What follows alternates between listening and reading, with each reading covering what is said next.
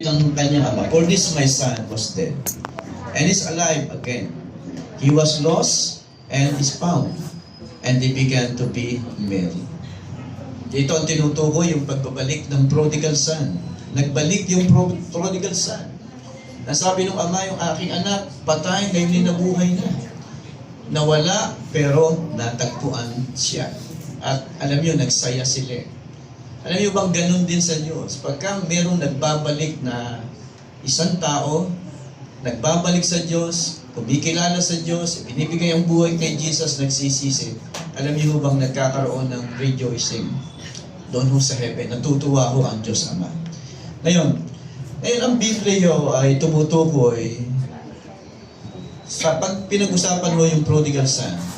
Sa Biblia, ito'y tumutukoy sa taong nalayo sa kalinga ho ng Diyos. Alam natin, hiningi niya ang lahat ng kanyang mana, lumayo siya, nagpakalayo-layo. At sabi ng Bible, pumunta siya sa far away country, malayong lugar. At ang sabi ho doon lugar ng mga hentil, sapagkat siya po'y Hudyo Yung mga hentil, yun hindi masamba sa tunay na Diyos. At doon sa lugar na pinuntahan niya, naubos ang lahat ng kanyang mana, naubos sa kalayawan, sa bisyo, sa babae, hanggang naghirap siya. Wala na ho siyang makain. Kaya alam niya, nagtrabaho siya. At sa kanyang pagtatrabaho, ang naging trabaho niya ay tagapag-alaga ng baboy. Alam niyo ba yung pag-aalaga ng baboy noon ay yan ho ang pinaka-mababang trabaho noon. At alam niyo, dahil sa gutom ho niya, gusto niyang kumain. Maski na yung pagkain ho ng baboy, gusto niyang kainin, pero alam niyo, sabi ng Bible, walang magbigay sa kanya. At nung panahon yun, nasa lugar siya ng mga hentil. Alam niyo, mga hentil, hindi ho nagpa-practice siya ng tulong, nagpa-practice masyado ng pagtulong sa kapwa. Hindi ho sila generous sa pagtulong sa mga mahihirap sa kapwa, hindi tulad ho ng mga Hudyo. So walang tumulong sa kanya, nawala sa kanya yung mga kaibigan niya, sapagkat wala na nga siyang pera. Hanggang namulat siya sa katotohanan. Naghihirap na siya, nakita niya yung pinadlasadlakan niya, isang mababang lugar, dahil nga ho sa lumayo siya sa kanyang ama. At alam niyo, nagpasya siya, namulat siya, nagpasya siya, nababalik na lang siya doon sa kanyang ama. Pupunta doon sa piling ng kanyang ama. Pagpapakumbaba, at sasabihin, tanggapin niyo na lang ako bilang isang alipin na magsisisi ng kanyang kasalanan.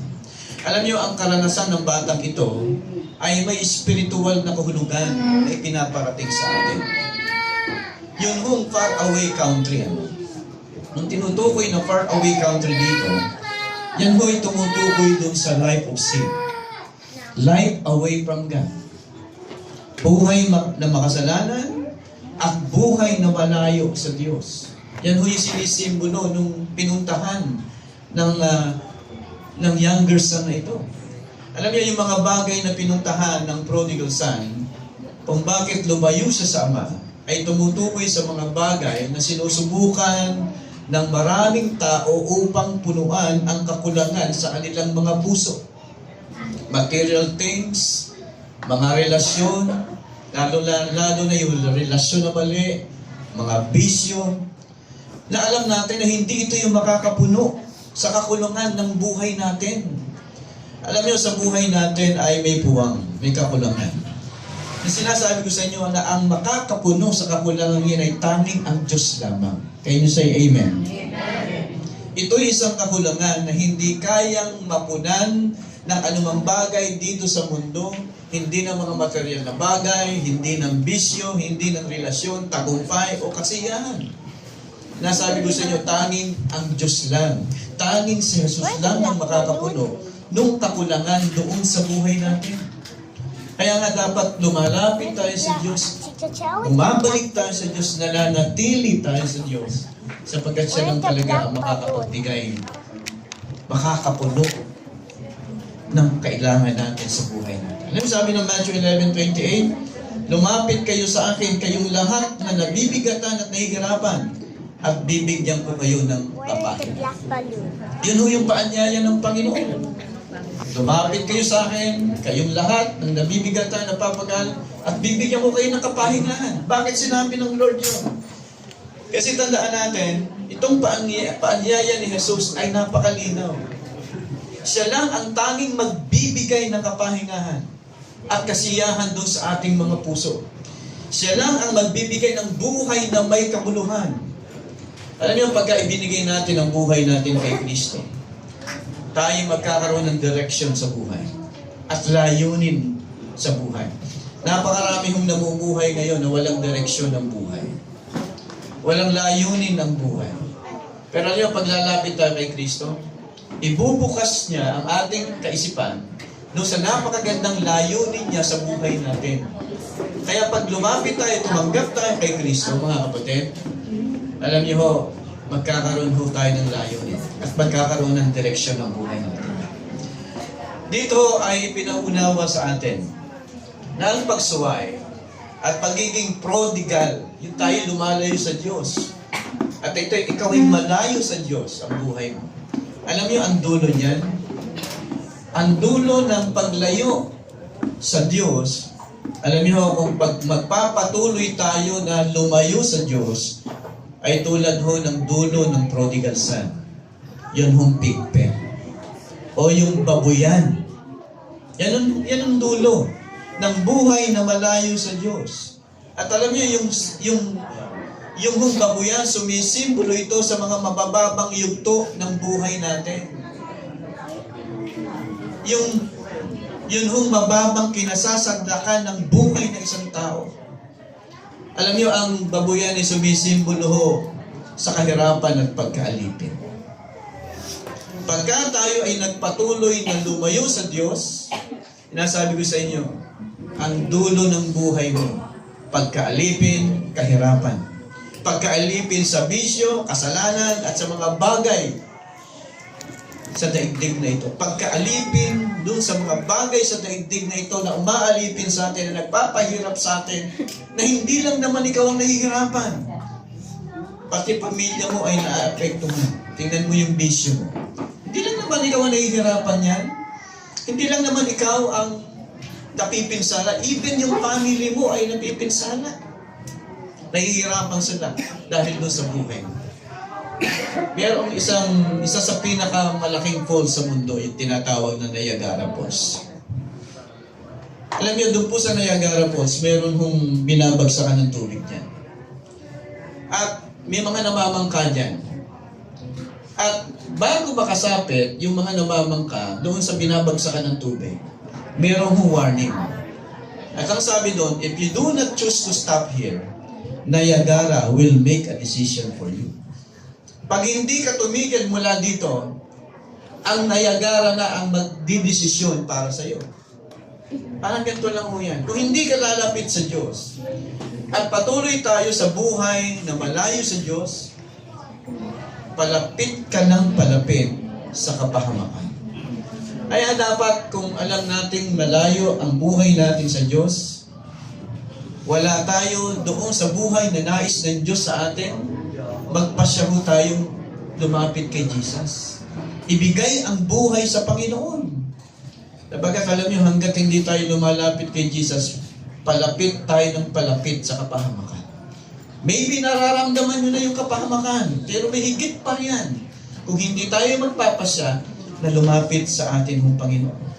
Alam niyo itong prodigal son, iniisip niya na yung material things can bring fulfillment in his life.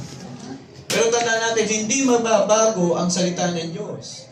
Ang sabi ho ng Diyos, only God can give enjoyment. Sabi ho ng Ecclesiastes 2:25. Pwede ba pakibasa natin lahat to?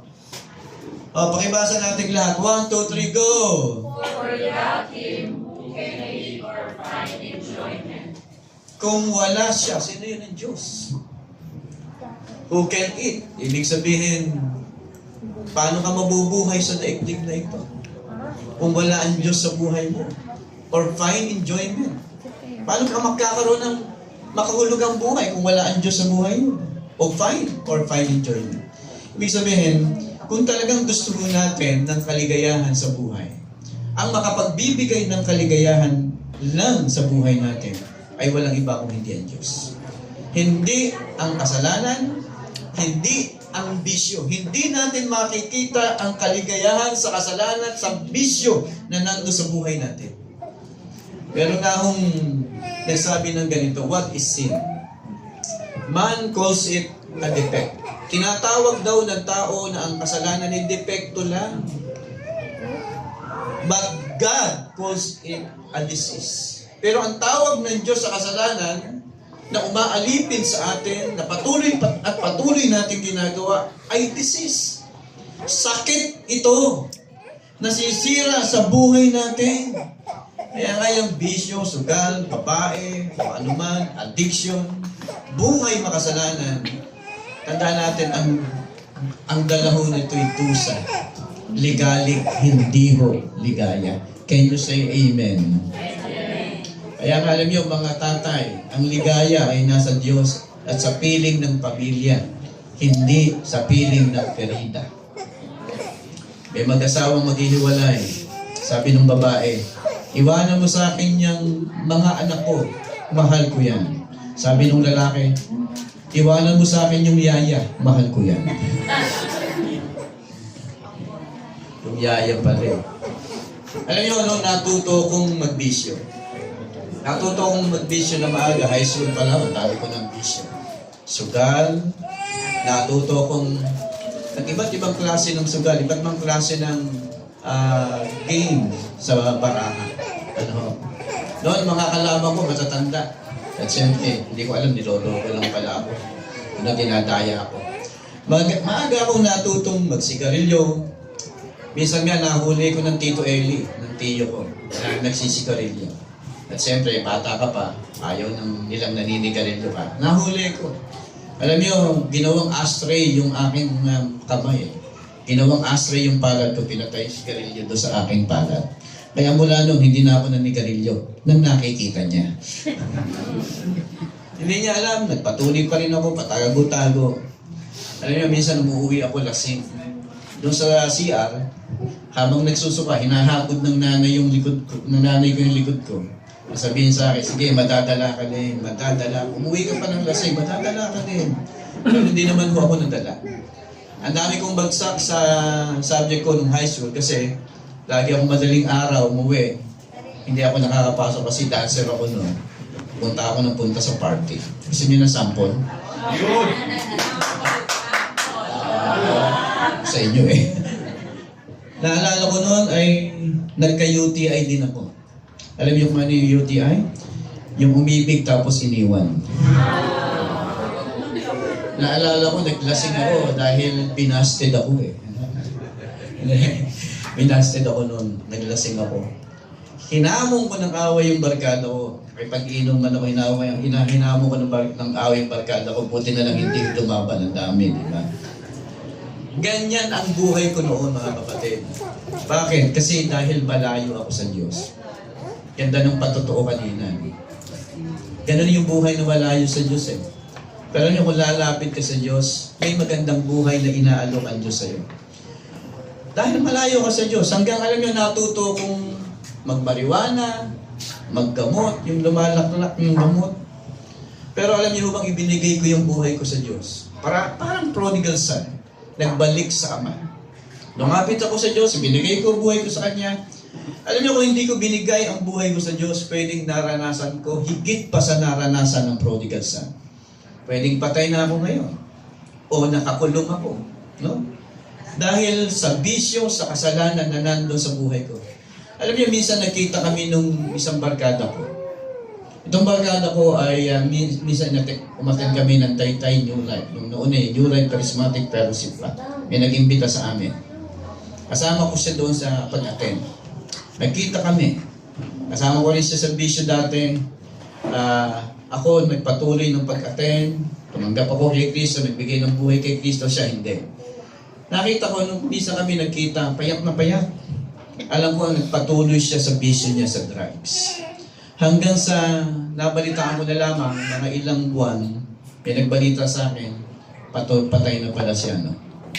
Bakit namatay? Dahil doon sa drugs. Ano yung naisip ko, kung hindi ako lumapit kay Kristo, hindi ako nagbigay ng buhay kay Kristo, hindi ako niya binago, maaring ganun din ang kinasapitan ng buhay ko. Alam natin, bago tuluyang mawasak ng gusto ang buhay ng prodigal son, alam niyo, siya ho'y nagbalik sa kanyang ama. Nagbalik siya sa kanyang ama, at alam niyo, nung nagbalik siya sa kanyang ama, malayo pa lang. Nakita na siya ng kanyang ama na nandun sa malayo, pabalik sa kanya. At alam niyo, dito sa Luke 15 verse 20, ang sabi niya, and he arose and came to his father, but when he was still a great way off, his father saw him and had compassion and ran and fell on his neck and kissed him. Nakita ng ama, malayo pa lang siya, nakilala siya ng kanyang ama. Nakilala siya ng kanya. Alam niyo, ang amang ito ay laging nagbabantay sa pagbabalik ng kanyang anak. Ibig sabihin, umaasa ang amang ito na babalik yung kanyang ama, ay kanyang anak, lalawalay sa kanya. Alam niyo, ang amang ito ay hindi masama. Umalis ang anak niya, hindi dahil mahigpit siya o masama siya. Alam niyo, may pagkakataon na maski na anong gawin mo na disiplina o pagmamahal sa isang anak, ay pwedeng maging prodigal talaga yan. Hindi siya yung tipo ng isang ama na itatakwil ng lubusan ng kanyang anak, no? O ikakahiya ang kanyang anak. Umasa siya sa pagbabalik at pagsisisi ng kanyang anak. Dito, kung ating titingnan, galing siya doon sa pag-aalaga ng baboy. Nung umalis siya sa kanyang ama, iba itsura niya. At nung bumalik siya, iba rin ang itsura niya. Nung umalis siya, itsura siya ng sinasabing parang prinsipe. Pero nung bumalik siya, itsura na ho siya ng isang alipin. Pero nakilala pa rin siya ng kanyang anak. Ito yung aking anak. At alam niyo, sabi ng verse 20 dito, sabi niya, and ran and fell on his neck. Tumakbo at niyakap yung kanyang anak. Alam niyo ba nun, ang isang matandang katulad ng amang ito sa mga Hudyo, ay hindi mo makikitang tumatakbo. Para sa kanila, yun ay hindi magandang pag-uugali ng isang matandang sa panahon nila noon sa mga Hudyo. Pero dito, tumakbo ang isang ama. Dahil sa kasabikan sa isang anak. At hinalikan siya. Niyakap at hinalikan siya. Inihanda na ng prodigal son ang sasabihin niya. Nasa isip niya yung sasabihin niya, hingi siya ng tawad, magpapakumbaba siya. Pero bago niya sabihin yun, niyakap siya ng kanyang ama. Hinalikan ng halik ng pagtanggap. Halik ng pagbabalik ng relasyon. Because He is a restoring Father. Alam niyo, binigyan kaagad niya ng kasiguraduhan ng kanyang anak na siya welcome sa kanyang pagbabalik. Ganon din tayo.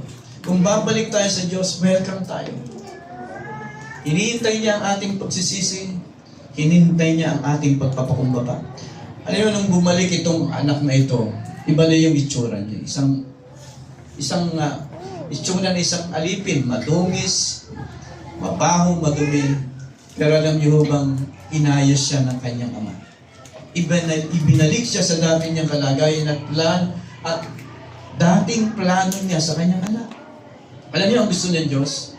Ibigay ho natin ang buhay natin sa Kanya. Bumalik tayo sa Diyos at babaguhin ang buhay natin. At magkakaroon tayo ng direksyon. Kung walang direksyon ng buhay mo, wala kikita mo, wala kang papupuntahan. Even yung pagpapasya mo, alam mo, no, walang direksyon, bumalik ka sa Diyos. Tandaan natin, kung wala ang tulong ng Ama o tulong ng Diyos sa buhay natin, walang pagbabago. Hindi ka mababago. Walang kaayusan ng buhay. Merong dalawang estudyante sumakay ng bus. Habang sila naglalakbay, napansin ng isang estudyante, hindi siya sinisingil. O hindi sila sinisingil ng bus. Sabi ng isa, hayaan mo na. Ayaw mo nun, makakalibre tayo. Pero sabi ng isang estudyante, paano na mangyayari sa bansa natin kung hindi tayo magiging tapat? Dapat maging tapat tayo. Kaya pumunta siya sa konduktor, nagbayad siya. Nagbayad siya, maya-maya bumalik siya doon sa kanyang kaibigan. At ang sabi niya, doon sa kanyang kaibigan, sabi ko na sa iyo, kailangan, tapat tayo. Nagbigay ako ng 50 pesos, sinuklian ako ng 80 pesos. Sabi ko na sa inyo, dapat tapat tayo eh. Alam niyo ang problema niya? May alam siya na mabuti na dapat niyang gawin pero hindi niya nagagawa. Pagdating ng pressure, pagdating ng temptation, bumibigay siya. Ganyan tayo. Pinanganak tayo na alam natin kung ano yung mabuti. Pinanganak tayo naniniwala sa Diyos. Tinuruan ng magulang. Pero pagdating ng temptation, ng pressure, ng tukso, bumibigay tayo. Tayo yung mga taong gusto nating bumait pero hindi natin magawa. Pero alam niyo lahat, ang solusyon dyan paglapit sa Diyos. Hindi mo talaga kayang baguhin ang buhay mo. Pero pag lalapit ka sa Diyos, mababago buhay mo. Yes, hindi mo kaya. Pero kaya ng Diyos. Kaya lalapit ka sa Diyos. Alam mo sabi ng Bible, nagmumula ang kasalanan sa puso natin. Sa puso nagmumula ang kasalanan. Kaya para mabago ka, dapat pakialaman ng puso mo. At ang Diyos lang ang makakaayos ng puso natin. Ano sabi ng Mark 7:21? For from within, out of men's heart come evil thoughts, sexual immorality, theft, murder, and adultery. Alam niyo, minsan kung sino-sino ang sinisisi natin kung bakit hindi maayos ang buhay natin. Pero kung tutusin tayo naman talaga ang problema. Yung puso natin ang problema. Kung bakit pangit ang buhay natin, gumagawa tayo ng kasalanan, gumagawa tayo ng mali, ang puso natin ang problema. Kaya kailangan mabago ang puso natin para mabago tayo. Tingnan niyo yung magnanakaw, putulin mo man ang kamay niyan, magnanakaw pa rin yan kasi nga ho, hindi bago ang puso. Miski putulin mo yung kamay. Yung chismoso, chismosa, putulan mo man ang dila niyan, chismosa, chismoso pa rin yan. Diba? Kasi hindi bago puso. Pero alam niyo, pag nabago ang puso ng isang tao, mababago siya. At tanging ang Diyos lang ang makababago ng puso natin. Kaya dapat lumapit tayo sa Diyos. Siya lang ang makapagbibigay sa atin ng mga bagay na hindi kayang ibigay ng mundong ito. Only God can give us peace, joy, contentment in life. Lalong-lalo na ang contentment. Ang tao, walang kakontentuhan minsan, pero pagka na kay Kristo ka, doon ka magkakaroon ng kakontentuhan. May mag-asawa nga, bumili ho ng center table nila. Kasi luma na yung center table nila, doon ho sa kanilang living room. Bumili. Sabi niya, sabi ng babae, palitan na natin yung center table natin kasi sira na. Ano ba Tagalog ng center table? Center na nasa table. Pwede. Ano ba Tagalog ng center table? Ano? Nasa gitnang lamesa. Okay. Table na nasa center. Talagang ganun. Okay. Sabi ng misis, palitan natin. Pinalitan. Pagdating ho ng center table, napansin ni misis, yung sopa hindi na bagay sa center table. Kaya sabi ho ng misis, hindi na ata bagay yung sopa sa center table. Palitan natin. Pinalitan. Pag nung palitan ho yung sopa, dumating yung sopa, nakita ng misis yung dingding, hindi na bagay doon sa sopa at doon sa center table. Palitan natin yung dingding, yung pintura. Pinalitan yung pintura. Nung napalitan yung pintura, nakita ng misis yung kanilang kesame hindi na bagay doon sa center table, sa sopa, doon sa dingding. So, pinalitan. Pagkatapos nung nakita nung misis si mister, hindi ka na ata bagay. Hindi. Kasi nga wala tayong kakontentuhan. Pero alam niyo ba, pagka ikaw na kay Kristo, only God can give you a contentment. Isang kontentong buhay. Bakit? Yes, minsan, totoo naman. Minsan magkukulang ka. Minsan may pangangailangan ka. Pero tandaan mo, pagka ikay kontento, anuman ang nasa iyo, kontento ka sapagkat alam mo kung magkulang ka man, ang Diyos ang magpo-provide sa buhay mo. Amen. Sige, palakpakan natin ito. Kay Jesus natin makukuha ang lahat ng bagay na hindi pwedeng ibigay ng mundo ito. Ang kapayapaan, ang kontento. Alam niyo, may nagsabi ho na yung tulog, nagbibigay ho daw yan ng kapahingahan. kung ang ating pagod ay dulot ng pagtatrabaho. Pero alam niyo, pagka ang ating pagod ay dulot ng worry, ng anxiety, matulog ka man, pagod ka pa rin. Sabi ng isang doktor, kung ang mga tao daw ay matututo lang na dalhin ang problema sa Diyos, mababawasan ang sakit sa mundo. Kasi ito yung problema talaga ng mundo eh. Yung kawalan ng kapayapaan, worry sa buhay natin, at yun ang pinagmumula ng ilang sakit. Kaya sabi ng doktor, kung matututo lang ang tao na lumapit sa Diyos, ibigay ang buhay sa Diyos, alam niyo, mababawasan ang ilang sakit sa mundo. Sapagkat kung tutuusin naman ang talagang kailangan talaga ng tao, ang unang-unang kailangan ng tao ay ang Diyos sa buhay. Si Ate Lita, yung ma-attend sa church ngayon na matanda. Sabi sa akin, Pastor, pumunta ako dito sa church, umaten ako dito, kasi nung na-hospital ako, sabi ng doktor sa akin, alam niyo, isa sa sagot doon sa sakit ninyo, humana po kayo ng church at magsimba po kayo. Kailangan ho ninyo ng Diyos. Totoo nga naman. Sabi niya, nung siya lumapit kay Kristo, umaten siya, binigay niya buhay niya kay Kristo. Nagkaroon ng pagbabago yung pakiramdam niya. Tandaan natin, ang Diyos, ang tunay na makapagbibigay ng kailangan natin na hindi maibibigay ng mundo ito. Kapayapaan, pagbabago ng buhay. Tayong lahat ay tumayo tayo.